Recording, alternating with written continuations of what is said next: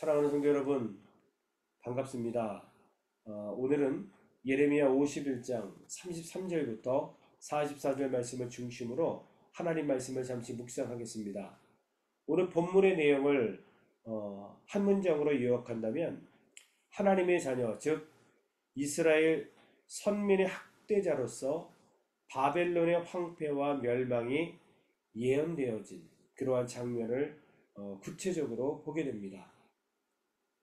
33절부터 35절까지 말씀을 보면 하나님의 바벨론 심판 도래에 대한 예언과 바벨론에게 학대받던 유대의 바벨론을 고소하는 장면이 나옵니다. 그러니까 우리가 지금 이 엄청난 환난과 핍박 속에 있습니다 하고 하나님께 호소하는 그러한 내용이 담겨져 있다는 거죠. 36절부터 40절까지 말씀을 보면은 그 이스라엘의 고소에 대한 응답으로서 하나님의 바벨론 심판과 황폐화에 대한 약속이 기록되어 있습니다. 그리고 41절부터 44절 말씀을 보면 바벨론이 이미 멸망한 것처럼 애가 형식으로 선포되는 내용이 기록되어 있는데요. 하나님의 심판으로 인해서 바벨론의 멸망이 이제는 돌이킬 수 없는 일임을 강조하는, 그래서 결국 바벨론이 멸망할 수밖에 없는 그러한 예언의 메시지가 오늘 기록되어 있습니다. 오늘 주어진 본문의 말씀을 통해서 저는 특별히 두 가지 말씀을 함께 나누고 싶은데, 첫 번째는 여러분, 이스라엘 백성이 바벨론에 의해서 정말 말할 수 없는 참담한 어떤 핍박과 환난을 당한 모습을 우리가 성경을 통해서 보게 되는데, 이스라엘 백성뿐만 아니라 저와 우리 성도님들도 때로는 핍박을 당할 때가 있고, 또한 어려움과 또한 여러 가지 난관과 또한 여러 가지 힘듦을 겪을 때가 너무 많이 있다는 것이죠. 그런데 이러한 여러 가지 어려움과 핍박당함 속에서 우리는 어디에 호소하느냐 이 말이에요. 내가 이렇게 힘들고 어려운 상황 속에 있는데 이 내용을 과연 우리는 오직 하나님께만 호소하고 있는가라는 겁니다. 오늘 34절 말씀을 보면은 바벨론의 느부갓네살이 유다를 멸하고 파괴한 후에 유다 백성을 그 땅에서 추방한 사건을 말하고 있습니다. 그리고 35절 말씀을 보면은 바벨론의 장악한 행위, 이 장악한 행위를 통해서 고통을 받았던 이스라엘 백성들이 의로운 재판장이신 하나님께 원수를 갚아달라고 간절하게 청원하는 내용이 여기 나와 있다는 거지요. 그런데 중요한 것은 34절과 35절의 말씀을 중심으로 봤을 때에 이스라엘이 스스로 그들의 원수에 대해, 즉 바벨론에 대해 보복하려고 하는 마음이 전혀 나타나 있지 않다는 겁니다. 물론 그들은 지금 보복할 수 있는 힘조차 갖고 있지 않습니다. 단지 적극적으로 원수인 바벨론에 대한 보응을 하나님께 요청하고 있다는 겁니다. 하나님께 간절히 호소하고 있다는 겁니다. 여기에 포인트가 있는 겁니다. 여러분, 우리가 억울한 누명을 당하거나 때로는 여러 가지 핍박을 당할 때가 있단 말이에요. 그러면 이 어려움 속에서 우리는 과연 오늘 본문을 통해서 나타난 이스라엘 백성들처럼 오직 하나님께 우리가 간절하게 호소하고 있느냐라는 거예요. 아니면 여기저기 그저 내 마음을 알아달라고 때로는 그저 그냥 다른 사람들한테 여기저기 이야기하고 다니고 있는 것은 아닙니까? 내가 여기저기 이야기한다고 해서 사실은 그 문제가 해결되는 것은 아닐 것입니다. 중요한 것은 신명기 32장 35절 말씀을 보아도 원수 갚는 것이 내게 있으니, 원수를 갚는 것은 나에게 있는 것이 아닙니다. 사람에게 있는 것이 아닙니다. 오직 하나님께만 있다라고 말하고 있고 내가 갚으리라 이렇게 말씀하고 있습니다. 잠언 20장 22절 말씀도 보면은 너는 악을 갚겠다 말하지 말고 여호와를 기다리라. 그가 너를 구원하리라. 우리의 원수 갚는 것은 하나님께 있으니 우리가 당한 억울함, 여러 가지 핍박과 환난을 우리는 여기저기 말하는 것이 아니라 오직 하나님께 말해야 한다고 성경은 분명히 말씀하고 있습니다. 나의 원수에 대해서, 내가 당한 이 억울한 일에 대해서 여러분 하나님께 엎드려 기도하면 하나님께서 원수를 갚으시고 우리 하나님께서 너를 구원하리라 약속하신 이 말씀을 우리가 기억하면서 나의 문제를 하나님 앞에 온전히 내어 맡기는 거룩한 성도들이 다 되시기를 주의 이름으로 간절히 축원합니다. 오직 하나님께, 오직 하나님께 나의 억울함과 나의 상황과 형편과 처지를 주님께 맡기면 주께서 원수는 갚아주시고 또한 그러한 고난과 환난의 구덩이에서 나를 반드시 구원하여 주실 줄 믿습니다. 자, 두 번째 우리가 함께 나누고 싶은 말씀은, 그러므로 여러분 성도들의 기도는 하나님을 움직이는 놀라운 능력이 담겨 있음을 우리는 기억해야 합니다. 자, 36절 말씀을 한번 보겠습니다. 36절 말씀을 보면, 그러므로 여호와께서 이와 같이 말씀하시되 보라, 내가 네 송사를 듣고 너를 위하여 보복하여 그의 바다를 말리며 그의 샘을 말리리니. 하나님께서 이스라엘의 간절한 호소와 그 고소한 내용을 들어주셨다, 이렇게 말씀하고 있습니다. 그리고 너를 위해서 보복하여 이렇게 말하고 있습니다. 우리가 기도하면 누가 움직이십니까? 하나님께서 역사하시고 움직인다는 거예요. 하나님께서 대신 보복해 주시겠다고 말씀하고 있는 것입니다. 37절 말씀도 보십시오. 바벨론의 돌무더기가 되어서 승냥의 거처와 혐오의 대상과 탄식거리가 되고 주민이 없으리라. 결국 우리의 기도를 들어 하나님께서 바벨론을 치셔서 바벨론이 완전히 폐허가 되고 무너져 버렸다, 하나님의 약속이 성취된 내용이 기록되어 있습니다. 자, 특별히 여러분 36절에서 다시 36절에 가서 하나님께서 보복하시는데 어떻게 됩니까? 바다를 말리고 그의 샘을 말렸다, 이런 표현이 나오고 있습니다. 자, 여러분 잘 들어보세요. 바벨론의 수도는 바벨론입니다. 그런데 이 바벨론의 수도, 이 바벨론은 적들의 침입을 대비해서 유프라데 강에서 물을 끌어들였습니다. 그리고 수로를 만들었어요. 그리고 바벨론 성을 인공성으로 만들었습니다. 육지와 성 사이에 해자를 두어서 그 해자 가운데에 물을 담아뒀기 때문에 적들이 그렇게 쉽게 쳐들어오기가 쉽지 않았다는 겁니다. 그래서 적들의 공격을 이렇게 대비했다는 겁니다. 뿐만 아니라 바벨론 성은 삼겹으로 되어 있습니다. 그리고 높이만 해도 14m가 되기 때문에 이 바벨론 성의 별명이 있었는데 그것은 난공불락의 성이었던 것이죠. 그런데 오늘 본문에서는 그 인공수로와 해자에 담겨져 있는 물을 말려서 바벨론이 외부로부터 공격을 당하는데 이제 더 이상 완전하게 그들을 지켜낼 수 없을 것이다 라고 하나님께서 말씀하셨다는 겁니다. 그런데 역사적으로 이런 일이 있었습니다. 바사왕 고레스 여러분 기억하시죠? 벨사살 왕이 바벨론의 마지막 왕인데 이때 무너졌거든요. 이때 무너졌는데 바벨론 성으로 흐르던 물줄기를 고레스 왕이 여러 곳으로 막 돌려서 흘러가게 만들었습니다. 그래서 더 이상 수로를 따라서 그 물이 그 해자에 담겨 있지 못하게 했죠. 결국 성 주위의 물이 마르게 되었습니다. 그리고 그 수로를 통해서 바벨론에 부혈 입성한 것을 우리는 역사적으로 발견할 수가 있는 겁니다. 실제로 하나님께서는 그 물을 말려버리신 겁니다. 실제로 하나님께서는 그 강을 말려버리신 것입니다. 바로 성도의 기도의 능력은 여기에 있습니다. 여러분 단지 우리가 기도하는 것 같죠? 아무런 힘이 없을 것 같죠? 그러나 그렇지 않습니다. 우리가 기도하면 하나님께서 하나님의 마음을 움직이십니다. 그래서 어떤 일이 벌어집니까? 강이 마릅니다. 그리고 물줄기가 말라버리는 역사가 나타납니다. 난공불락의 성이 무혈입성함으로 함락되고 무너져버리는 역사가 실제로 있다는 것이지요.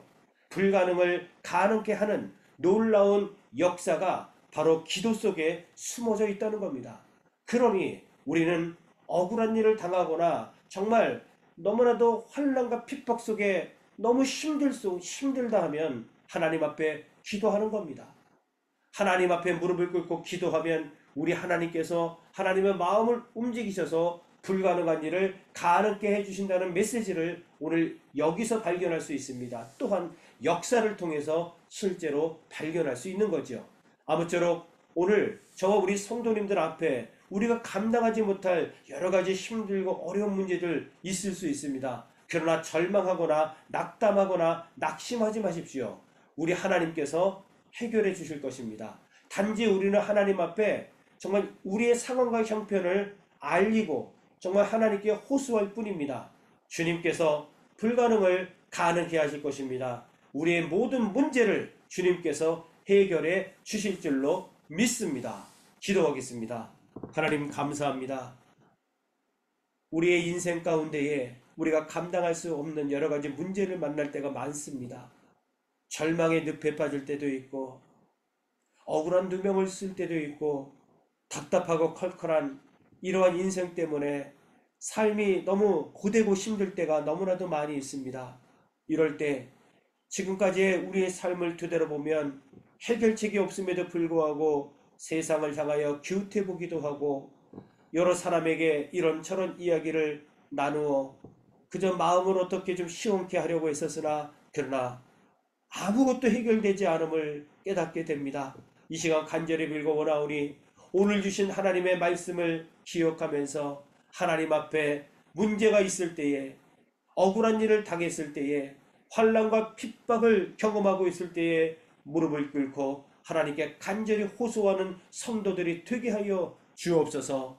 우리가 기도할 때에 하나님의 마음이 움직이며 또한 더 나아가 불가능을 가능케 해주실 줄로 믿사오니 이제는 절망의 늪에서 허우적거리지 않게 하시고 오직 하나님께 맡기고 기도할 때에 우리 하나님께서 어떻게 역사하시는지 그 절망의 늪에서 우리를 어떻게 구원하여 건져주시는지 우리가 목도할 수 있도록 우리를 붙잡아 주시고 우리를 주께서 인도하여 주옵소서.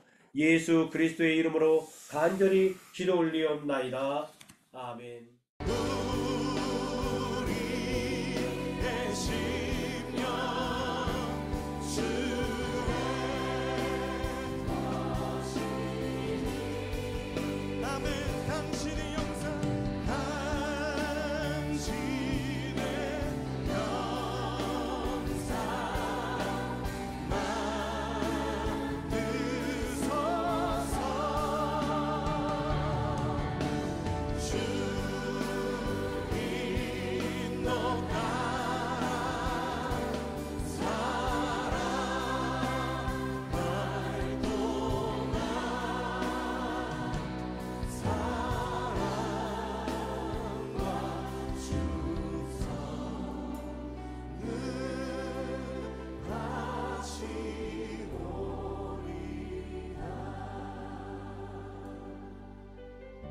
십자가를 질 수 있나 주가 물어보실 때 십자가를 질 수 있나 주가 물어보실 때 죽기까지 따르오리 저들 대답하리. 오늘 우리에게 묻고 계십니다. 십자가를 질 수 있나 주가 물어보실 때 죽기까지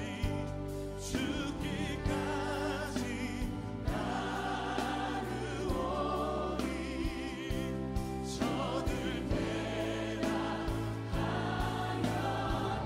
우리의 심령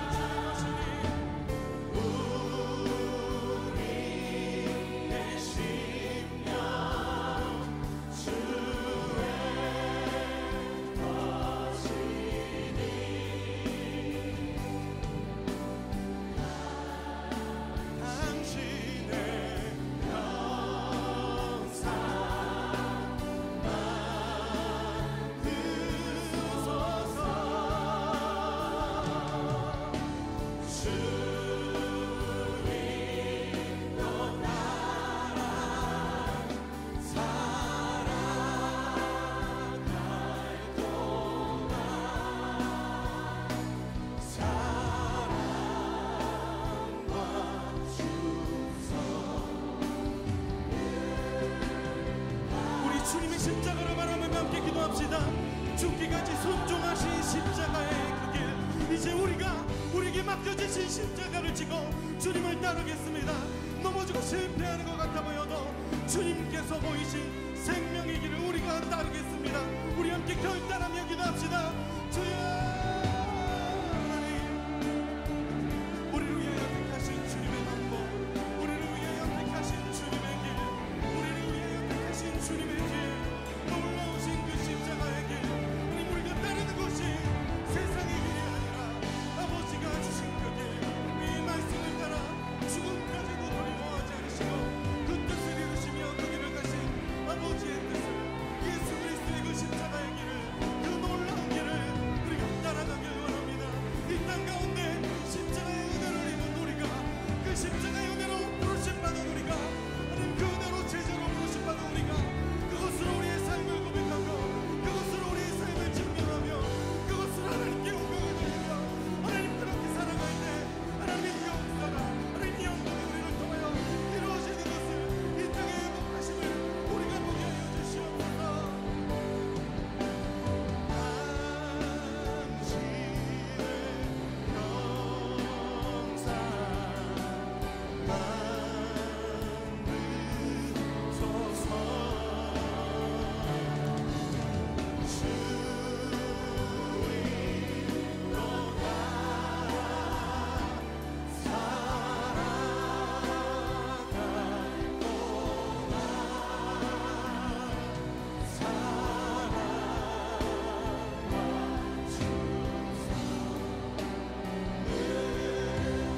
주님의 사랑 앞에 우리 다시 한번 고백합시다. 우리 심령주의 거신이, 우리의 심령 주의 거신, 아멘. 당신의 영상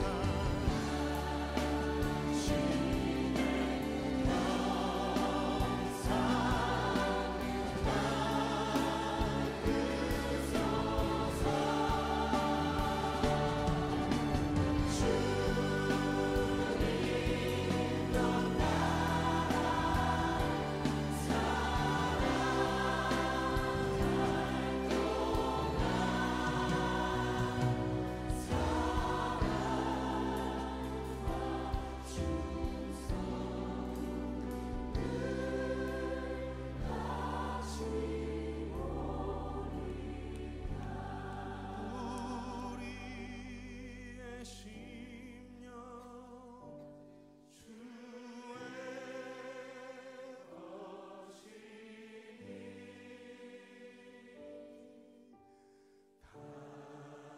주의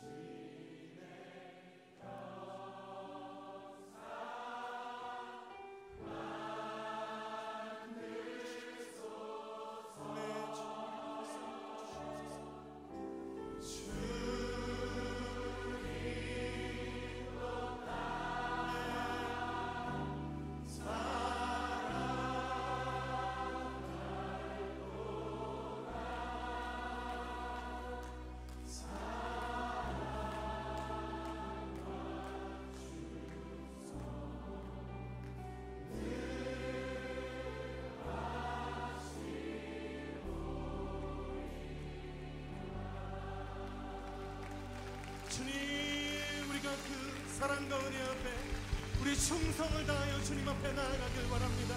우리가 주님 앞에 우리의 삶을 맡겨드리길 원합니다. 하나님, 우리가 주님의 걸어가신 그 십자가의 길을 따르길 원합니다. 주님, 우리의 삶을 인도하여 주시옵소서. 하나님, 우리의 삶을 통하여 주님 영광 받아 주시옵소서.